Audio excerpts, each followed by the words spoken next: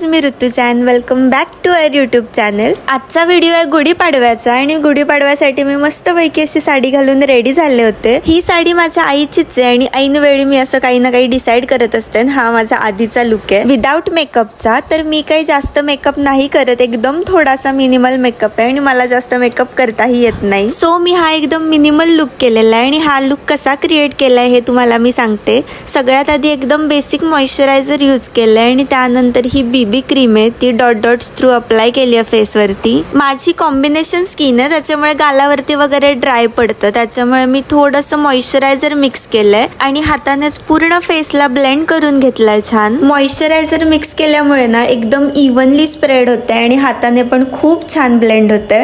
थोडंसं मानेला पण लावून घेतलं म्हणजे ते सेपरेट नको दिसायला म्हणून। मी काही जास्त सामान माझं घेऊन गेले नव्हते घरी, त्याच्यामुळे माझ्याकडे जी लिपस्टिक होती त्याचंच मी आय शॅडो केलंय आणि हे करता करता माझा मोबाईल बंद पडलाय कारण की मी ट्रायपॉड पण घेऊन गेले नव्हते। मग कसा तरी फिक्स केला आणि त्यानंतर छान एका कॉम्पॅक्टने पूर्ण सेट करून घेतलं सगळं। त्यानंतर मला थोडासा ब्लश लावायचा होता, त्यासाठी मी हे पिगमेंटेड लिप बाम होतं तेच मी यूज केलंय आणि हे खूप छान असं स्प्रेड पण होत होतं आणि खूप चांगलं वाटत होतं, त्याच्यामुळे मी हे यूज केलं। हातानेच ब्लेंड करून घेतलंय सगळं आणि एकदम असं पिंकी पिंकी ग्लो आला होता माझ्या गालावरती आणि खूप भारी वाटत होतं। थोडं चिकबोन वरती आणि नोज वरती हायलायटर लावून घेतलं कारण की मला हायलायटर खूप जास्त आवडतं। त्यानंतर माझ्याकडे 2 चंद्रकोर होत्या, एक मोठी होती आणि एक लहान साईज मध्ये होती, पण मी मोठी ट्राय करून बघितली ना तर ती खूपच जास्त मोठी वाटत होती।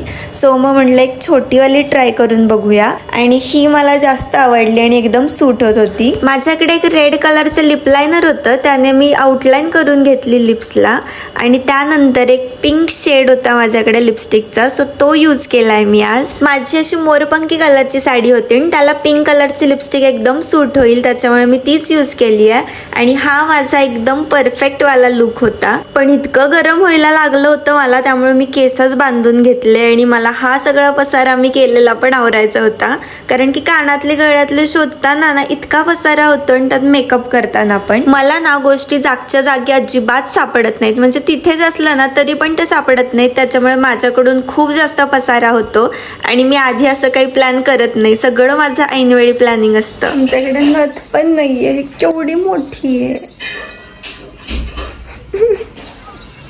बघूया का माझ्याकडे। मम्मी छान दिसते, सांगू खूप मोठं वाटतं। नाही मोठी वाटत, सांगते ना चांगली दिसते।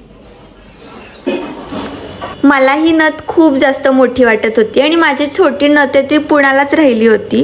इकडे जाताना प्रत्येक गोष्टी कशा घेऊन जायच्या, पण आता काही ऑप्शन नव्हता त्याच्यामुळे मी ही थोडीशी घालून बघितली पण मला खूपच जास्त मोठी वाटतीये, सो मी ती काढून ठेवली आहे नंतर। पण हा लुक पण खरंच खूप छान दिसतोय आणि अशी फोटोमध्ये छान दिसते पण रिअलमध्ये मोठी वाटत होती। त्यानंतर मग गुढीपाडव्याची तयारी, ऑलरेडी सगळी तयारी तर झालीच होती, गुढी पण उभारली होती आम्ही आणि रांगोळी पण मी आधीच काढली होती।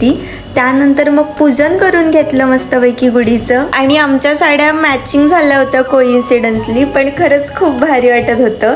त्यानंतर हे कडुलिंबाचं पान तर खावंच लागतं आणि मी पण ट्राय केलं, पण हे कडुलिंब इतकं कडू होतं, त्याच्यासोबत मी थोडासा गुळ पण घेतला होता तरी पण हे खूप जास्त कडू लागत होतं, तुम्हाला माझ्या तोंडावरून समजेलच। पण ना लाईट मध्ये आल्यानंतर माझा मेकअप खूपच जास्त छान दिसत होता, त्यामुळे आणखीन थोडासा एक व्हिडिओ काढला आणि नंतर सगळा स्वयंपाक तर आमचा झाला होता। आज पुरणपोळ्याचा नैवेद्य होता, बाकीचा पूर्ण स्वयंपाक आईने केलेला होता ऑलरेडी, पण पुरणपोळी करायची बाकी होती आणि मी म्हणलं होतं की मी करते पुरणपोळी, त्याच्यामुळे आज पोळ्या मी लाटल्या, बाकीचा स्वयंपाक तर घरच्यांनीच केला होता। मला पण येतो हा पुरणपोळीचा पूर्ण स्वयंपाक, पण आज माझ्याकडे बाकीची कामं होती, म्हणजे गुढीपाडव्याचं सगळं उभारायचं, त्यानंतर रांगोळ्या काढायच्या, हार करायचे, तर हे बाकीचं सगळं काम माझ्याकडे होते, त्याच्यामुळे मी काय स्वयंपाकात पडले नाहीये।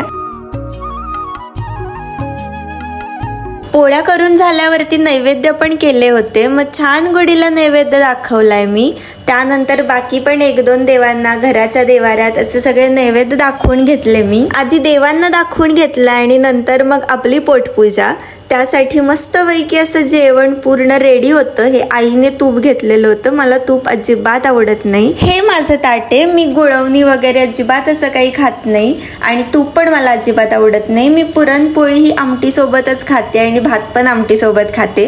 तुम्ही कसं खाता हे नक्की मला कमेंटमध्ये सांगा आणि आपला व्हिडिओ आवडला तर नक्की आपल्या व्हिडिओला लाईक, शेअर आणि सबस्क्राईब करायला अजिबात विसरू नका. भेटूया अशाच एका व्हिडिओमध्ये, तोपर्यंत बाय.